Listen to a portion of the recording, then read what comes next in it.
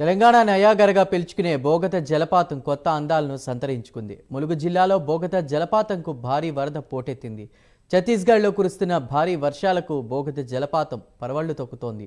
అక్కడి అందాలను చూసేందుకు మంత్రి సీతక్క, భద్రాచలం ఎమ్మెల్యే తెల వెంకట్రావు వాటర్ ఫాల్ను సందర్శించారు.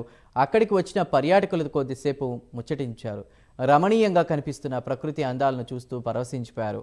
వరద ఉప్పెన్లా వస్తూ ఉండడంతో ఎవరూ కూడా జలపాతంలోకి దిగొద్దని సూచించారు మంత్రి సీతక్క.